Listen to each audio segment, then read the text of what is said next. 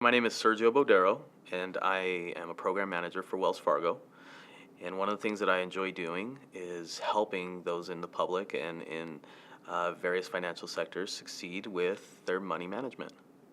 Financial literacy is your knowledge and level of understanding when it comes to finances. It could be anything from as easy as balancing a checkbook all the way to understanding what retirement looks like. It's very important as you go throughout life to understand the different levels of that. And so you just want to make sure that as you progress, it will help you accomplish those financial goals that you might have set in the past. A budget is a tool that will help you set your financial goals and help you accomplish them. A budget is also known as a plan. It's a simple tool that is used to help manage money. It's very important in today's day and age to know what that is and how to do one so that instead of the money telling you what to do on a monthly basis, you are telling your money what to do. Some of the easy budgeting tools that are out there are very simple to use. For example, a pen and paper to write down what is the income that is coming in and some of those expenses that you have throughout the month. There are also various applications that are either done on your phone or on a computer. And last, I would always encourage you to check with your financial institution to see if they have a program that is already built so that you don't have to reinvent the wheel. Once you've established your means of what form you're going to use, then it's just a matter of using it. That is the most important piece. One of the biggest pieces about creating a budget is understanding that it is not a document that is set in stone. It is one thing that you will be able to alter as you become better and as you continue to do it on a regular basis. So it should never be a one and done application. It should be an ongoing living document that you should be able to do month in and month out. So I think one of the best ways that you can save when you are barely making ends meet is to go back and refine what your budget actually looks like. Because most of the time, it is not necessarily how much we make, but it's how we are spending that money. And the only way to get deep down into understanding is when you take a look back at that budget to see what you have planned and what you've actually spent. So experts say that you should have 3 to 6 months of living expenses saved up in an account that is separate from your everyday transactions. We usually put that into a savings account. The reason we want to do that is because we know that life happens and we will have unexpected events that take place. Some of those could be a job loss, medical expenses that were not anticipated, and a vehicle breaking down. Those are just some of the simple ones that we can think of that you want to make sure you have that money saved up for. So some savings hacks and tips that are most common, using an envelope system, especially for one of the purposes, which would be to have fun and go out on weekends. I set aside some money in cash, so then that way it lets me know that once that money is gone, that means that either not necessarily that fun is over, but that means I have to either eat in and start cooking some additional meals. It might mean a movie night at home versus a movie night going out. There are several community resources that are able to help out both in the state that you're living in or in the county that you're in. You do want to go out and check those resources to see what they might be. Some of the examples might mean a match to a contribution for educational purposes. It could mean a match on your down payment on a vehicle. One of the best things you have to do is educate yourself and look at those resources that are found through the state or through the city that you might live in.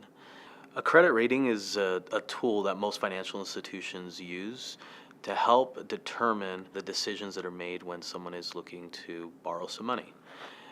One of the things that they'll look at is a relationship that the individual has built over time, and that would include things like budgeting the amount of money that they make, being able to put some of that money aside for the rainy days, as we had discussed earlier. And then it helps give the opportunity to the lender to make that credit decision. So the 5 C's of credit are going to consist of your credit history, which is your track record of managing those credit payments, your capacity will be number 2, and that is the ability for you to comfortably manage those payments or be able to make those payments. Collateral would be number 3, something that you own, like a home or an auto that could be used to leverage and secure that loan. Your 4th one is your capital. This is the amount of money that you have saved up in either your rainy day fund, your emergency fund, and it could also include retirement accounts that you might have had in the past. And your last C is your conditions, how you plan to use the loan in the economic environment that we're currently in. So when it comes to credit and establishing credit, there's various ways that it can be done. You can take advantage of credit products such as credit cards that can either come from retail stores or financial institutions. That's probably your easiest and most common way to build. But before you even get into that, you want to make sure that you have laid out foundations to help you get there.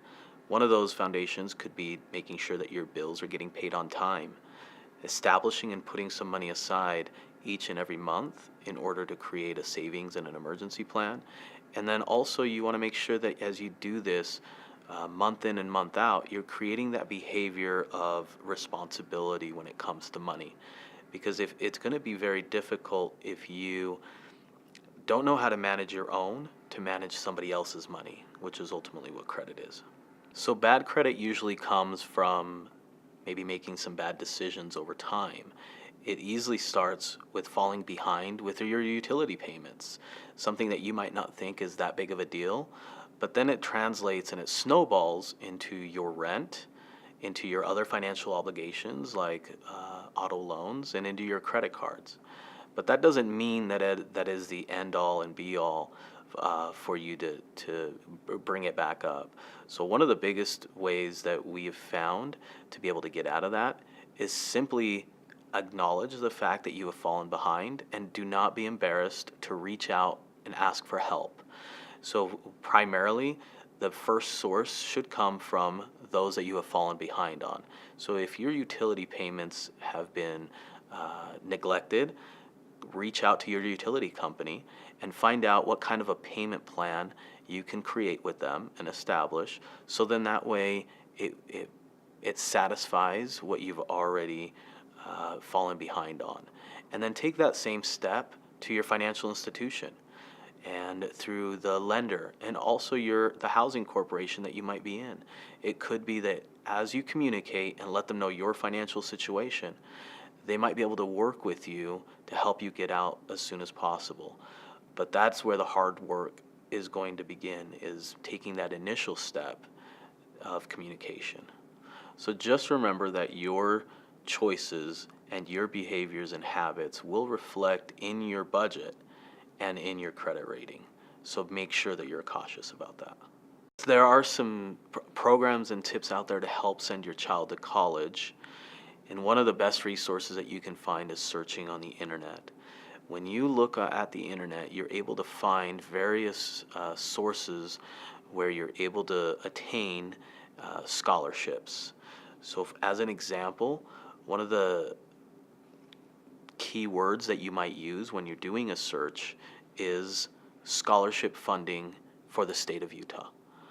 And what that will give you is a bunch of different sites where you're able to create a username and password, just like anything else. Fill out a quick profile on yourself and your child that you're looking to send off to college. And once you've answered those questions, you're able to narrow down the amount of scholarships that are available for you to apply. Now, the resource is out there, but the only way to obtain those scholarships is when you apply for them. So as you have a teenager that is looking to go off to college, or maybe it's your dream to send them off to college, have them also help you out by applying for those scholarships themselves. Other things that you can do with the school education is making sure that you and your student often are reaching out to your counselor to see what options the school might be able to provide. And then your last resource is also going to be to check with your state's 529 plan, because oftentimes the state is able to put that money aside with you and be able to give that money back upon attending a college or university. Things to practice on prior to becoming a homeowner or to become a homeowner are those behaviors that you will do today to help you for that better tomorrow. As an example that I always like to give whenever I counsel one-on-one with folks that are in that position to become a homeowner is put the difference between your rent and that mortgage payment aside in a savings account. I like to make sure that they are able to do that over the course of at least 6 months. And that's going to do two things. One, it'll make sure that they are comfortable and are able to make that new monthly payment that will be their mortgage payment. And also, it'll help build that savings account over a 6-month period. So then when they are able to take on that new obligation, not only do they have a bit more money to put down for their down payment on the house, but now they've created that behavior and have solidified the opportunity to make that monthly payment comfortably. Best places to go for homeownership counseling are going to be in 3 different places. The first one being your financial institution, then your nonprofit organizations in the communities you work in, and the various municipalities. They oftentimes have programs, workshops, and seminars that you are able to educate yourself on becoming that homeowner. Besides the education, most of the time the nonprofits and municipalities will have programs that will be able to help you with down payment assistance and oftentimes get you a lower interest rate loan on that mortgage. So for those of you nearing retirement, make sure that you're taking a look at you're actively looking at your monthly budget to ensure that you are squeezing as much as you can out of that savings to help you contribute to your retirement goal. Also look at those life-changing choices that you're making. First off, am I going to be able to afford the current housing that I'm in once I'm in retirement? Will I need to continue working part-time maybe to ensure that I'm able to sustain the living lifestyle that I want? And third, you just want to make sure that you're checking with Social Security to ensure that all those pieces are in place so upon retiring, you know how much you will be receiving as a benefit. So with all the information provided you today, I just want to make sure that everyone is aware that financial education and literacy is very important no matter what age you're in. Whether you're in your 20s or nearing retirement in your 50s and 60s, financial education is something that we need to continue to do each and every day of our lives in order to be successful and to help accomplish those financial goals that we've set for ourselves. So to all of you out there, good luck. And reach out. Do not be embarrassed if you have additional questions. Thank you.